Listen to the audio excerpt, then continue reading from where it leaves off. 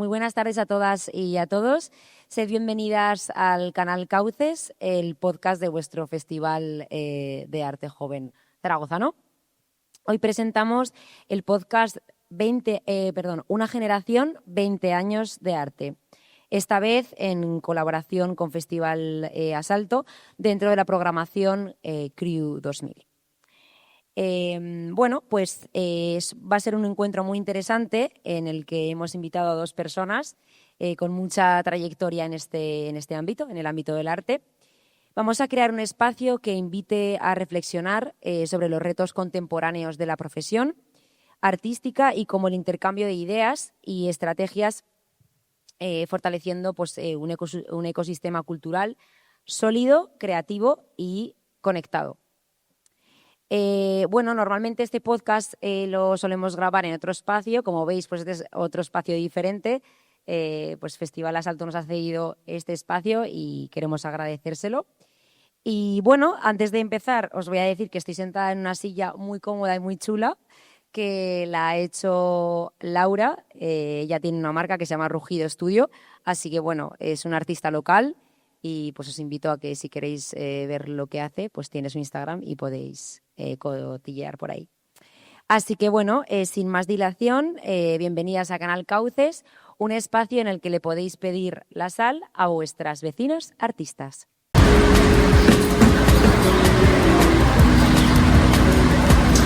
Mierda.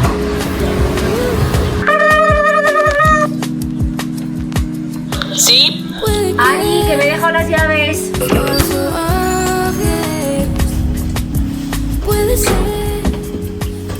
Hola, ¿qué tal? Bien, pues muy bien. Le voy al cuarto.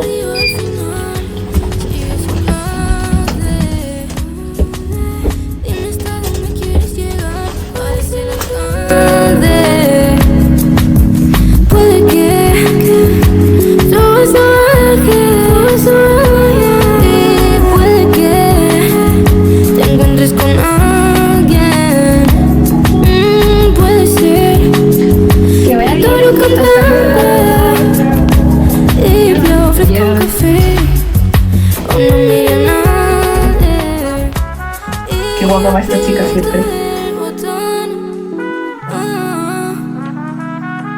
Acaba de empezar el show. Bueno, pues esta canción que acabáis de escuchar está escrita y producida por Ludemi, es una artista local que os invito a que escuchéis porque es muy buena y desde aquí le enviamos un abrazo muy fuerte, que quiso colaborar con nosotras en la creación de esta canción como introducción al podcast, ¿vale? Bueno, me voy a centrar ahora hablando del arte. El arte nos surge de un vacío, se alimenta de lo íntimo y de lo colectivo, de lo que pasa dentro y de lo que pues también pasa fuera de nosotros. Hoy queremos explorar cómo se construye una carrera artística entre generaciones desde Zaragoza, una ciudad donde los ecos de la tradición conviven con nuevas formas de creación. Y es por eso que hemos invitado a dos artistas pues, que nos van a poder hablar de eso y que sobre todo nos van a hablar desde sus experiencias. Voy a hacer las presentaciones. Por un lado tenemos a José Luis Cano, que hemos tenido el placer de escucharte antes, ha sido muy interesante. Muchas gracias. Nada. Artista aragonés, pintor, ilustrador, humorista, gráfico, docente, entre otras muchas cosas. Estudió en la Escuela Superior de Bellas Artes de San Jorge, en Barcelona, que también nos has comentado antes. Estudió también en el estudio Rabadán. En los años 70 participó en colectivos artísticos aragoneses, Azuda 40 y Colectivo Plástico de Zaragoza. Colaboró con medios aragoneses como El Heraldo y el Periódico de Aragón. Se expresa a través de diferentes medios y formatos, sin miedo a experimentar.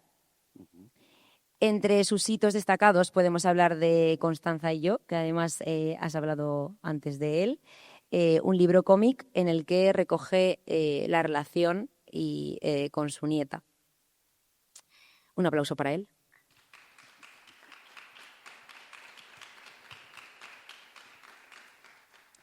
Bueno, y por otro lado tenemos a Malena, ¿vale? Malena Goya es una artista e investigadora que reside actualmente en Zaragoza. La obra de Malena empieza con un fuerte interés por lo pictórico y lo poético.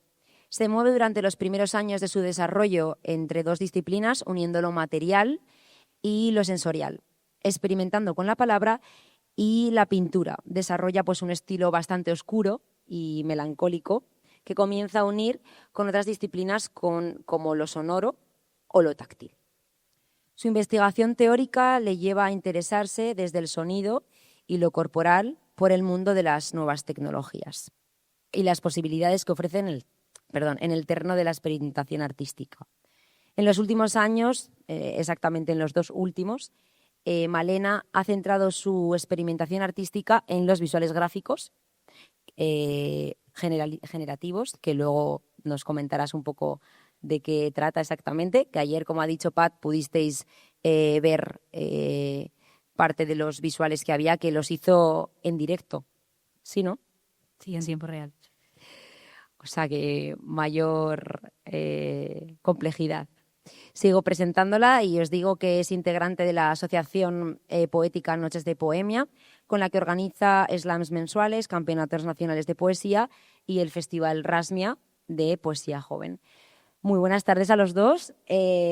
Mucho he dicho, lo he dicho muy rápido, pero tenéis tela que cortar. ¿Cómo estáis, chicos? Nos gusta preguntar lo primero de todo, ¿qué tal estáis? Pues yo, estupendamente. Yo también, un poco nerviosa a ver de qué hablamos y cómo unimos generaciones, la verdad. Va a ser interesante porque lo interesante de este coloquio es que tenemos a 2 personas que comparten muchas cosas, que es el arte, pero también hay otras en las que os podéis dar puntos de vista, ¿no? Porque hay años de diferencia, entonces va a ser muy interesante que podáis nutriros mutuamente. Y nos acabamos de conocer, además. Efectivamente. Antes de meternos en el meollo, además de estos invitados, sabemos que tenemos entre el público a gestores culturales y académicos con una gran trayectoria. Entonces, si en algún momento alguno quiere intervenir, preguntar o debatir, el micrófono está abierto, ¿vale? Bueno, queremos abrir este espacio para que, como lo que hemos dicho antes, para que tanto Malena como José Luis dialoguen, contrasten y se reconozcan en sus coincidencias o diferencias. Voy a lanzar la primera pregunta y os dejo ya hablando a vosotros, que yo hablo mucho. ¿Qué os inspiró para ser artistas? Y sobre todo, ¿hubo un momento clave en el que dijisteis, este es mi camino? Bueno, mi padre pintaba. Entonces yo lo tenía en casa que yo y a mí yo creía que se me daba bien. De hecho, tengo el recuerdo de a los 5 años copiando unos fantasmas de la codorniz que debían de ser de Tono o de Miura, que no me salían bien, y la sensación de que yo había sabido dibujar y se me había olvidado. Y esa sensación la he tenido ya toda la vida. Entonces he intentado recuperar esa habilidad que tenía yo de niño, he intentado toda la vida recuperarla y en eso estoy. Yo no sé, la verdad es que no sabría decir un momento. Yo desde que soy muy pequeña siempre he bailado y a través del baile pues empecé como a interesarme mucho, pero para mí, no sé, la vida artística, la vida me trajo las decisiones artísticas y este fue el único camino. Y es sorprendente porque yo, al contrario de ti, yo no tengo nadie en mi familia que sea nada cercano a artista. A pesar del apellido. A pesar del apellido, es verdad. Pues no, para nada, todos científicos. Así que no sé, la vida. La vida te va llevando, ¿no? Sí, suele pasar que es primero el huevo o la gallina, ¿no? En el sentido de es innato o se hace. Os quería preguntar también si nos centramos y miramos vuestras generaciones, ¿cómo creéis que ha cambiado la idea de ser artista?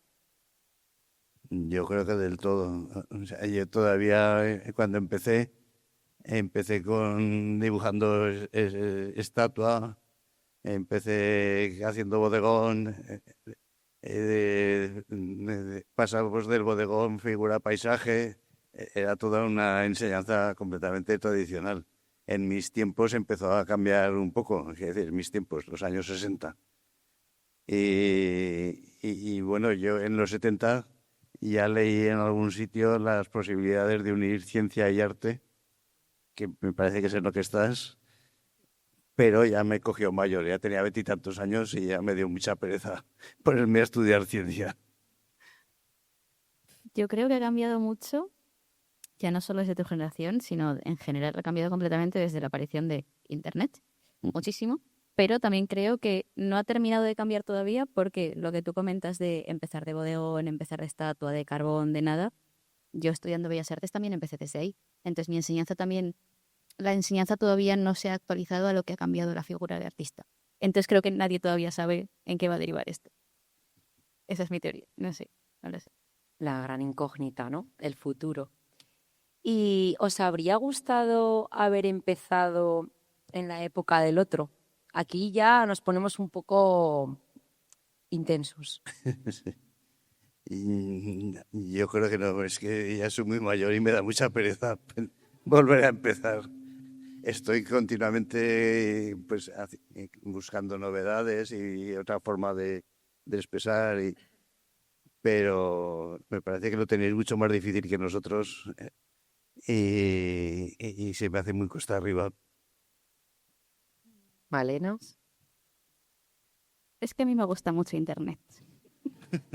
Vaya. Pero no, o sea, no, yo es que considero que he aprendido, el 90% de lo que he aprendido por Internet, porque yo he buscado antes la posibilidad de ser autodidacta, o sea, siempre se ha podido ser autodidacta, pero ha crecido exponencialmente. Entonces, sí, está mucho más jodido porque hay mucha más gente con visibilidad, pero al mismo tiempo creo que tenemos muchas más posibilidades porque tenemos acceso a muchísima más información y a muchísima más riqueza. Eso luego deriva en que también considero que vosotras teníais, a la hora de empezar y de crear, la vista mucho más nueva y renovada. Nosotros estamos agotados visualmente. Total. Que ese es otro, ese es otro debate completamente diferente. Pero claro, entonces creo que la única parte, o la parte que yo veo más jodida para mi generación, es la parte del agotamiento visual, social. Porque es muy complicado crear algo nuevo y sentir que estás creando algo nuevo y sentirte satisfecha con lo que estás haciendo si todo el mundo está consumiendo, bueno, pues eso. Quizás no. Te refieres a empachamiento, ¿no? Empachamiento Sí, visual, de que estamos todo el rato conectados a ver estímulos, a ver imágenes, a ver vídeos.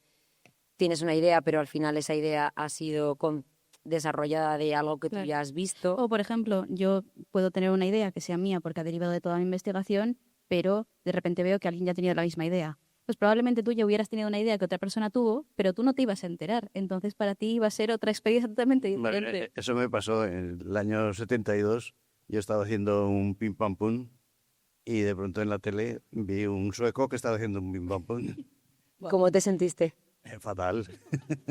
Fatal, pero bueno, seguía haciéndolo porque el suyo era como una cosa lúdica y en el mío las figuras del pim pam pum era gente atada a la que era como si los fusilases. Estábamos en los tiempos de Franco. Oyéndonos hablar, José Luis, de pues lo que hablaba Malena, ¿no? El empachamiento y todo esto, ¿cómo lo ves tú? O sea, ¿cómo tú ahora te enfrentas a lo que hablábamos, ¿no? Ese empachamiento. ¿Cómo lo habrías llevado tú, a lo mejor, en ese momento? Es que no me lo puedo ni imaginar, porque nosotros estudiábamos pintura con libros en los que las fotos eran en blanco y negro y pequeñas, además, con muy poca definición. Entonces,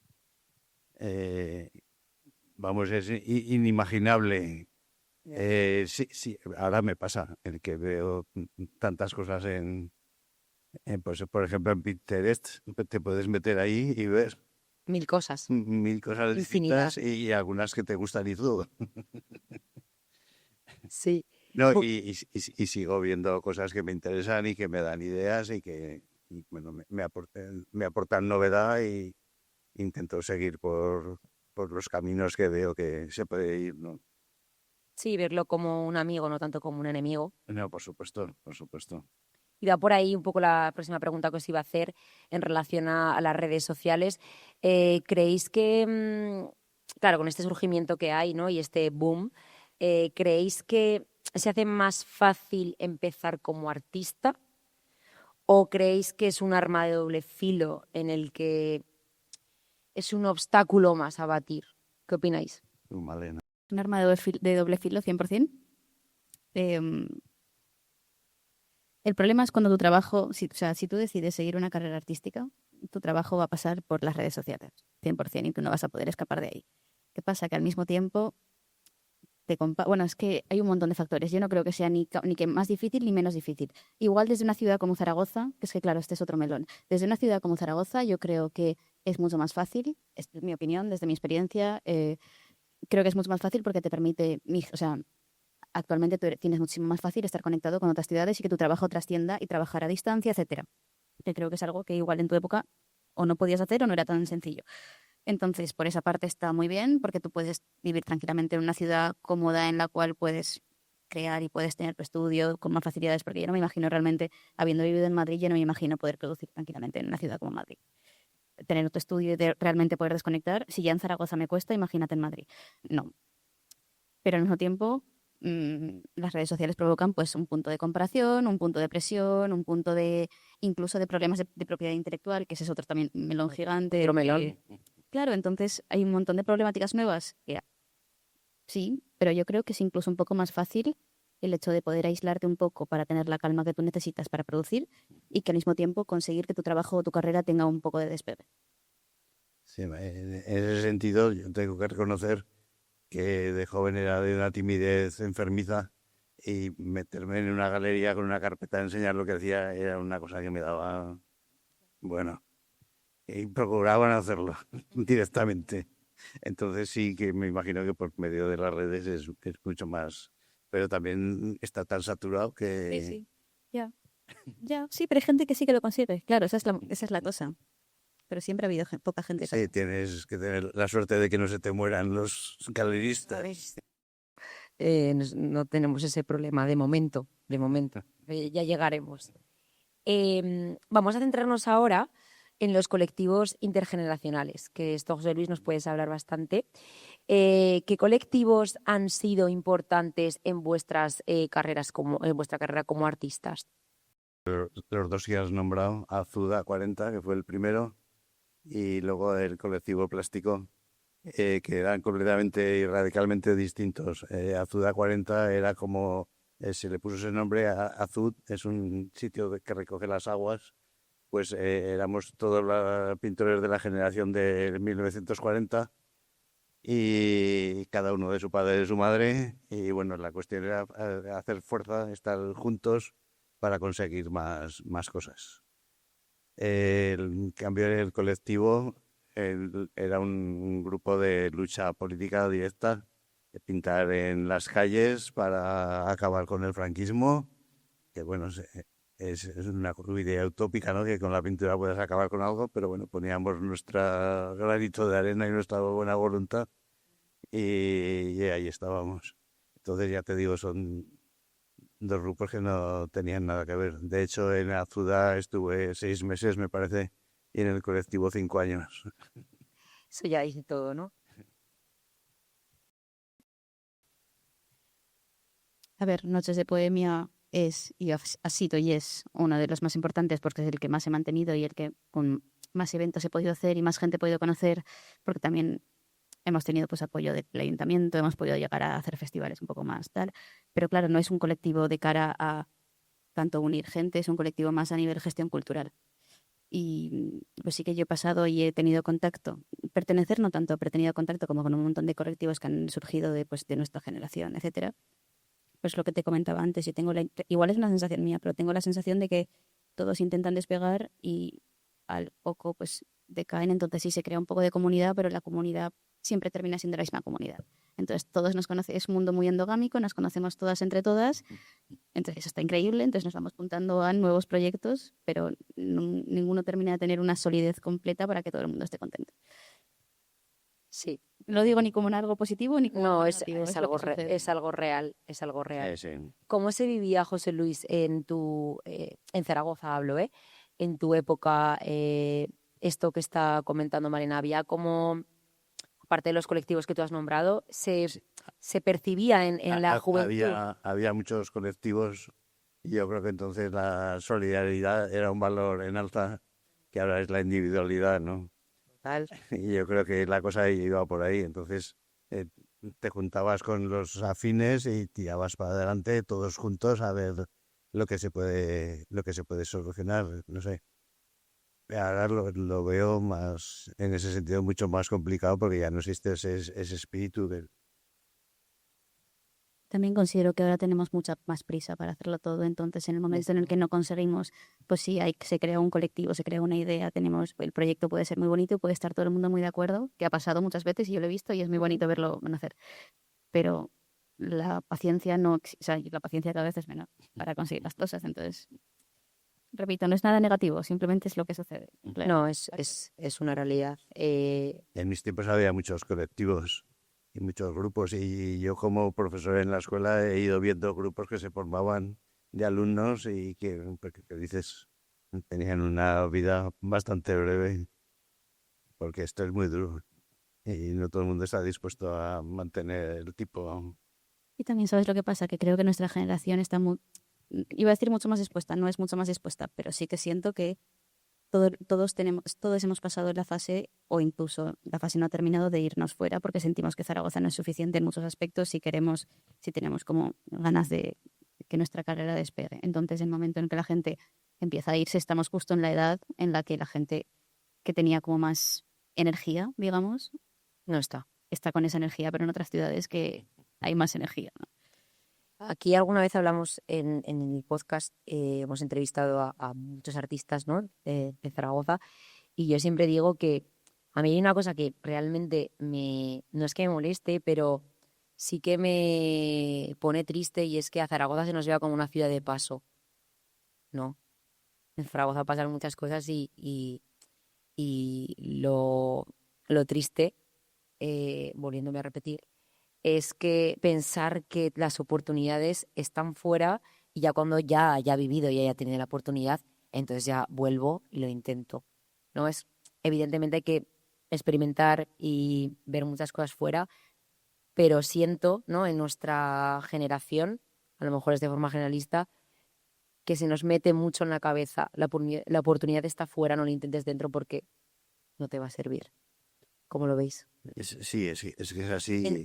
José Luis, tú nos puedes contar también en cómo Yo se vivía. lo que en mi época veía es que en sitios como Valencia, por ejemplo, había unos movimientos artísticos porque había 2 o 3 críticos que los potenciaban. Y aquí yo creo que esas figuras faltaron. Entonces los artistas, como dice Natalia Bayo, no vendemos, nos compran, que es distinto. Total. Yo también creo que hace mucho el hecho de que Zaragoza, bueno, yo empecé a estudiar la carrera en Teruel, porque Bellas Artes, Aragón, Teruel, lo más cercano, luego acabé yéndome a Madrid. También creo que hace mucho para el mundo zaragozano que no existe la Facultad de Bellas Artes no esté aquí. Eso es algo que siempre he pensado y me parece muy importante porque creas comunidad mucho en la vida universitaria. Pero bueno, sí, no sé. Pues sí, es verdad. Ahí lo dejamos. Es verdad. José Luis, antes has hablado en la charla que tú tuviste que trabajar con tu padre en tus inicios y durante la carrera de Bellas Artes. Actualmente pasa mucho que personas que se quieren dedicar al mundo artístico tienen que trabajar a la vez que personas que económicamente pues no tienen un respaldo familiar o no tienen esa ventaja que tienen otras personas de poder dedicarse íntegramente al mundo del arte. ¿Cómo, claro, que esto genera mucha frustración entre la gente joven. Y se rinden antes de empezar o subirse a ese barco o simplemente navegar. ¿Qué consejo le das tú a toda esa juventud que tenemos ahora latente por hacer cosas, que vive frustrado? Pues, es que yo no soy de dar consejos, pero bueno, un día hablando con mi nieta le dije lo importante que había sido para mí el trabajar en algo que me gusta. Digo, si tienes un trabajo que te gusta, es que eres el doble de feliz. Y digo, hay que tener un trabajo que te guste. Y me dijo, hay que tener un trabajo. Ya yo, vale. Y supongo que es muy Muy realista, ¿verdad? sabia. Entonces, ahí está el problema. Yo me siento un privilegiado porque he trabajado en muchas cosas, pero todas relacionadas con el arte o con el dibujo, como lo quieras llamar, ¿no? No sé cómo habría llevado el trabajar en una fábrica dándole a una palanca, como vi a un amigo una vez, se me cayó el alma al suelo, porque pues, somos raros, nosotros somos raros, ¿qué le vamos a hacer? Entonces necesitas estar todo el rato con la cabeza dándole vueltas. Y en una máquina yo creo que te puedes volver loco. Ya te digo, he hecho de todo, he hecho los trabajos más insólitos que te puedas imaginar, pero siempre relacionados con esto, por lo cual pues he disfrutado de casi todo lo que he hecho. Sí, no sé, yo he tenido también suerte y, a ver, he tenido trabajos que no tienen ningún sentido también, pero divertidos, entonces no considero que haya tenido que pasarlo mal todavía como para que mi trabajo realmente no me guste y perder el norte de que tengo como un objetivo y como yo me siento privilegiada porque, y esto como que un poco mi conclusión vital es que es un privilegio para mí tener una vocación tan fuerte, porque eso me lleva a que por mucho que tenga un trabajo que no me guste, yo tengo algo detrás que como que es ya no mi objetivo, ¿no? La cosa que me da ganas de vivir. Entonces, no sé, teniendo la vocación, de momento no lo he pasado suficientemente mal en el trabajo como para perder mis ganas de seguir haciendo cosas y seguir buscando cosas en este lado. Entonces, con eso yo creo que estoy satisfecha. Entonces, mi consejo es, no busca una vocación, pero busca algo que te dé ganas de vivir, aparte de sabiendo que el trabajo probablemente muchas veces no sea lo que tú quieres o lo que tú necesitas para... El concepto de vocación es otro que lo veo un poco perdido, ¿no? Sí. Hay muy poca gente que sepa lo que... el último curso en la escuela yo tenía gente que había hecho enfermería y luego se pasaban a diseño y no sé, es un poco desconcertante esa falta de saber lo que quieres hacer. Es para mí, igual, es que yo a mí tampoco me gusta dar consejos porque qué consejos voy a dar yo, ¿no? Pero un poco la idea de la gente tiene ese dilema entre seguir algo que crees que te puede gustar y un poco más tu intuición, porque igual la vocación es un tema de intuición, yo creo, puede ser muchas veces. ¿Pero creéis que la vocación se puede trabajar? No, pero de cara a, por ejemplo, elegir una carrera o de cara a elegir un rumbo, claro, yo es que yo no he tenido la duda porque siempre lo tuve muy claro. Entonces entiendo que tampoco yo puedo hablar mucho, pero en el momento en el que tienes el dilema de comodidad, dinero, trabajo y estabilidad o una intuición de algo que te pueda llenar, yo es que para mí yo mato la estabilidad, yo quiero algo que me llene. Entonces para mí un poco el concepto es que la gente deje de pensar tanto en la estabilidad porque realmente estabilidad 2025 no va a haber. En plan, el mundo no está estable, no va a estarlo. Qué Entonces, catastrofista. bueno, No. ¿Qué estabilidad va a haber? No, Si realista. estamos acabando como raza humana. Sí, Vamos. efectivamente. Sí. pues eso, que elijan estudiar o elijan dedicarse a algo que les guste, les llene o crean que puede. Porque, bueno, Es un buen consejo. Habéis dado buenos consejos. Centrándonos en vuestros inicios, en vuestra trayectoria artística, ¿qué obstáculos o el mayor obstáculo que habéis tenido? Si hacéis memoria. Sí, soy muy viejo, ya casi no me acuerdo de aquello. Y, Algo que puedas recordar ligeramente. em, Si habéis tenido, que puede ser que no hayáis tenido. ¿Obstáculos de qué tipo? Obstáculo pues social o obstáculo, algo que digas esto se me atravesó por X. No, yo no recuerdo. Y los obstáculos son mucho más personales. O personales, sí, o personales. De que quieras hacer una cosa y no te salga y no sabes cómo es. Es cuestión de tiempo, pero bueno, y cuando has conseguido eso, quieres conseguir otra cosa y así sucesivamente hasta ahora mismo. ¿Estás ahí pensando? sí, no lo sé. Yo creo que mis obstáculos también son mucho más personales que reales, porque el trabajo es mucho más individual. Pero no lo sé. Es que no lo sé, igual No lo sé, no quiero decir nada que realmente no lo sé. No tienes por qué saberlo. Es que para mí estar en Zaragoza muchas veces es un obstáculo. Cuá, cuá, Lo siento, cuá, ya cuá. lo siento, pero es así, es así. Bueno, es una realidad. Oh, mira, mira, ya sé. Vale, lo vas a arreglar, ¿no? ¿Quieres No, decirme, no. Malena? Vale. Voy a dar la justificación de por qué esto se me hace bola. Zaragoza. Bueno, no, mira, no. Pausa. Yo creo que nos faltan espacios para poder llevar a cabo ideas que tenemos a mucha gente, de la gente que estamos aquí, por eso se nos hacen obstáculos, proyectos que pueden ser muy bonitos y pueden estar muy bien, pero no tenemos medios, ni lugares, ni apoyo para llevarlos a cabo. Ese es mi obstáculo, digamos. Vale. José Luis, ¿quieres hacer alguna puntualización más? No, hablando de Zaragoza, una vez me explicó un economista que como estamos aquí distantes de Madrid, Barcelona, Bilbao y Valencia, eso crea un efecto succión que hace que estemos en medio del desierto. Y luego hemos tenido una burguesía muy poco potente que no ha creado las condiciones para que la cultura se desarrollase. La mayoría de la gente esta pues son latifundistas que vienen del campo y les pilla muy de lejos todo esto.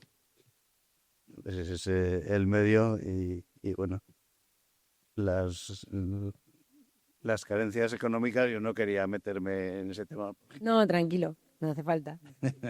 Pero te estamos entendiendo. Vamos a proyectar ahora hacia el futuro, que a mí me gusta mucho pensar en el futuro, sin frustrarme, que es un poco difícil en la sociedad en la que estamos, pero vamos a pensar en el futuro. Entonces, si pensamos en el mundo del arte global, ¿qué os entusiasma y luego qué os preocupa? Para no ser muy negativo, entonces positivo y negativo. No lo digo por ti, Malena. Empieza, que tú sabes más del futuro que yo. La verdad es que no lo sé. Yo estoy muy negativa en esta etapa de mi vida de cara al futuro, entonces no lo sé.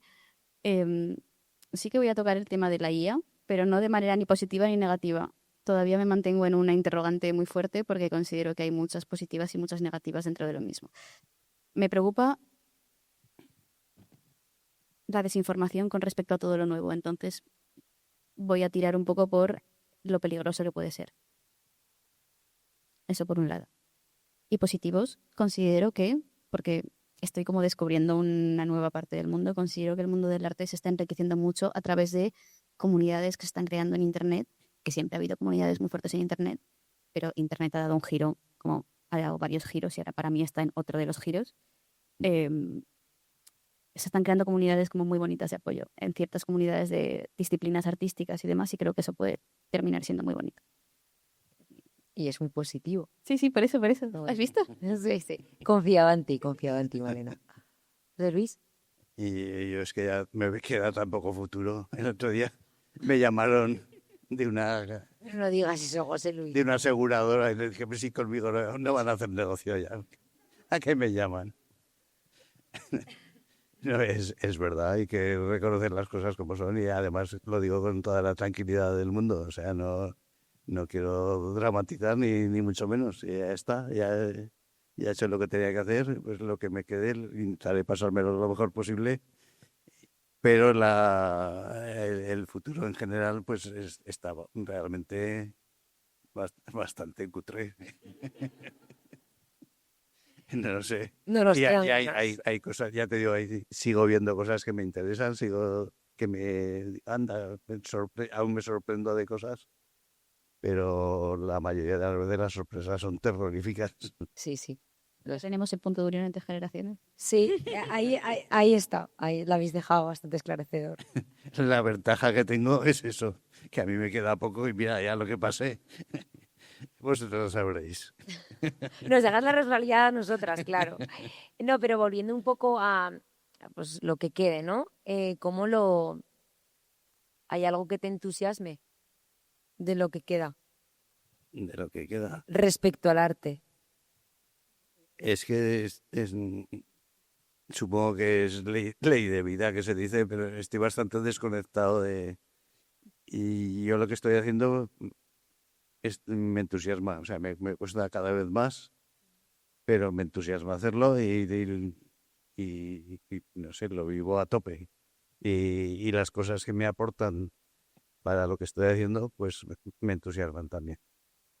Pero bueno, estoy ahí en esa, pues cerrado, me imagino, en mi mundo, porque ya soy del siglo pasado.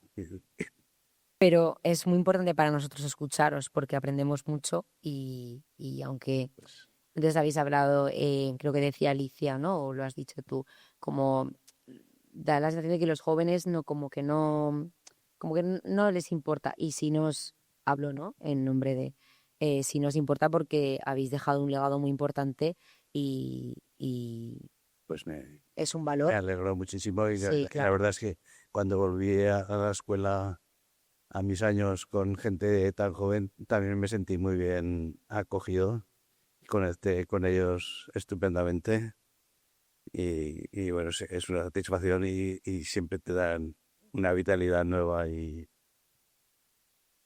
ganas de seguir adelante. Es muy bonito.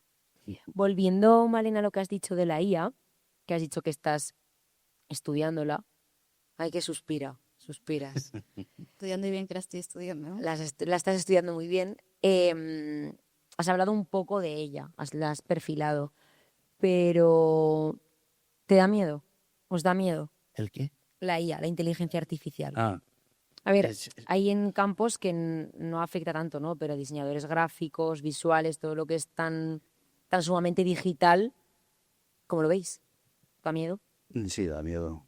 Da miedo. El otro día en YouTube me recomendaban una cantante que cantaba en un primer plano muy potente y era tan guapa y estaba tan bien fotografiada que dudé de si era real o era inteligencia artificial. Luego vi que todos sus vídeos son así y que ha cambiado mucho desde que era jovencita hasta ahora, pero es esa sensación de no saber lo que estás viendo, ¿no? Sí. ¿Vale? Y luego tú que te dedicas al sonido también, yo tuve un blog en el que, entre otras cosas, reproducía conversaciones que oía en el autobús. Y hace muy poco dije, voy a retomar aquello que era muy divertido". Subí al autobús y ya no se oye nada. Está todo el mundo con los móviles. Es la pena. Pues yo no sé qué decirte con la IA, la verdad, porque es muy complejo, hay muchos puntos. No quiero meterme en movidas muy profundas porque yo estoy como muy obsesionada con este tema, capas y capas. De hecho, lo estoy estudiando a nivel, he empezado la tesis enfocada un poco en perfilando esto también, porque es algo interesante y es algo que va a marcar mucho las cosas. No te, o sea, te voy a decir, no me preocupan extremadamente los derechos de autor. Yo sé que hay mucha gente que sí. A mí no, porque a mí no me importa. Personalmente no me importa si la gente quiere mi trabajo, mi trabajo. Me preocupa mucho más a nivel seguridad física y personal que a nivel artístico. Pero sí que me preocupa el desconocimiento de la gente de lo que implica la inteligencia artificial. Ya más allá del arte, han movidas medioambientales, etcétera. Pero a nivel arte me parece que la gente pierde también mucho la noción de el valor del trabajo, que esto es lo de siempre. Pero es que cambiarle la idea a la gente que quiere dinero, cambiarle el parecer es muy complicado. Entonces, no sé, o sea, lo que más me preocupa es que no hay vuelta atrás y si hubiera vuelta atrás no tenemos ningún tipo de poder para retroceder esto porque no nos pertenece a nivel corporativo y político. Es lo que hay. A mí de momento me tranquiliza que no tiene sentido del humor. Me pasó una amiga una aplicación de esto para hablar con el personaje que quisiera de los que tenían allí en la cuadra y elegí Nietzsche. Y le pregunté qué tal se le había dado Lu Andrea Salomé.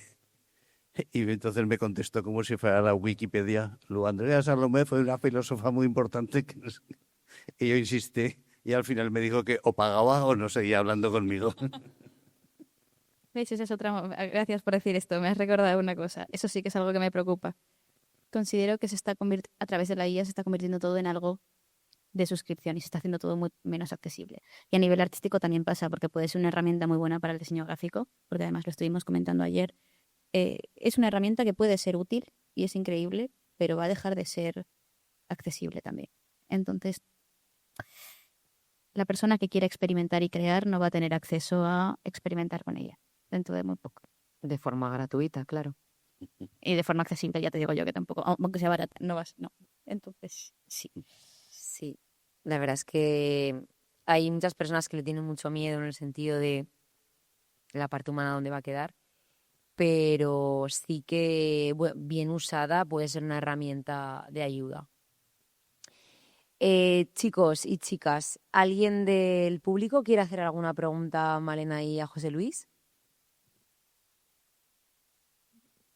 Venga, no seáis tímidos.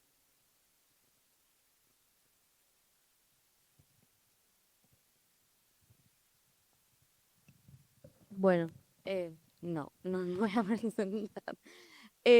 Bueno, más es un comentario. Bueno, primero me ha encantado la conversación, súper interesante, este diálogo de generaciones. Y solo quería hacer un apunte que has dicho, José Luis, que vaya utopía como cambiar las cosas desde el arte. Y es lo único con lo que no he estado de acuerdo en la charla, porque me parece que cada vez se me quedan más cortas las opciones de con qué enfrentarse al mundo y cambiar las cosas. Y una de las herramientas con la que más potencia creo que estamos teniendo es el arte. No sé si por esta parte humana que se está perdiendo y que el arte mantiene o puede mantener, por el lenguaje más universal que tiene cuando salimos de lo elitista, pero yo sí que creo que tenemos que seguir juntándonos y creando juntas y actuando a través de esto. Y nada, quería ser eso. Sí, seguramente tienes razón, pero no quiero ser tan optimista. No, vale. No sé, era una... Me gusta mucho una frase de Cioran que dice que había leído de un filósofo chino que decía que en esta vida tenemos 3 minutos de felicidad. Y comentaba Cioran, hasta los filósofos chinos pecan de optimistas. Vale, chicos, pues vamos a ir finalizando, pero no antes. En el podcast siempre hacemos un juego. Bueno, hacemos dos. Uno es poder pensar en el futuro o que preguntéis algo con mis cartas del tarot. Y otro es que yo os adivine, porque tengo una habilidad muy heavy en adivinar qué talla de zapatilla, o sea, qué talla de zapatos lleváis. Vamos a jugar a la segunda, porque me ha apetecido ya a mí lo de adivinaros las zapatillas. Simple y llanamente, no por otra cosa. Entonces, Y yo hice una exposición de las cartas del tarot, del de Marsella precisamente. ¿sí? Sí, Pues me gustaría. solo por el gusto de volver a pintarlas porque me parecen estupendas. Sí, la verdad es que son muy, muy chulas, muy chulas. Y hay varias adaptaciones de artistas que los hacen pues, eso, en su estilo y forma, y hay cartas muy, muy, muy interesantes. Y nada, que lo voy a adivinar. Pero si de repente no es vuestro número, fingís, ¿vale?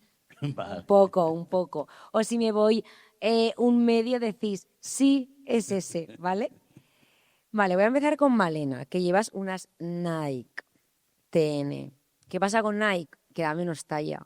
¿Cómo es esto? Pues que te hace el pie más pequeño, pero durante todo este tiempo, en la charla, yo he estado estudiando vuestros pies. Polifacética. Entonces, Malena, creo que llevas un 36. Correcto. ¡Ué! ¡Aplauso! Muy bien. José Luis, el tuyo está un poco más difícil, pero necesito vértelo en plano. Vale.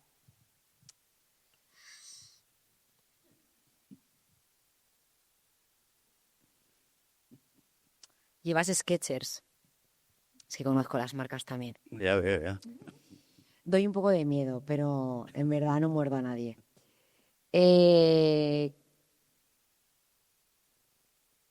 Un 42,5, 43. No, 43 voy a decir. Casi. 43 Es que no sé si esto lleva la misma numeración que los demás. Son las primeras que me compro de esta marca. ¿Y qué números son? 41. Me he ido 3 números. Genial. Pues no lo he acertado, chicos. Pero el de Malena sí, así que un aplauso. Bueno, pues lo primero de todo, muchas gracias a todos y a todas por haber asistido a esta charla, a este coloquio.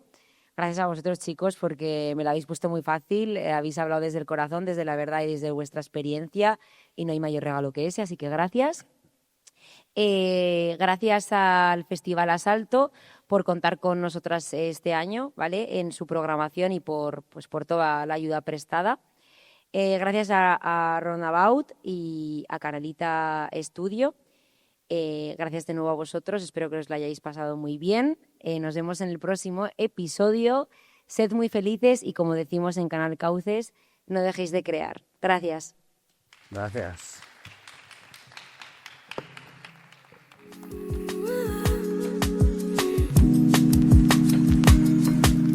Puede que subas oajes, puede ser que te encuentres con alguien. Cada río al final sigue su cauce. Dime hasta dónde quieres llegar, cuál es el alcance. Puede que subas oajes, y puede que te encuentres con alguien.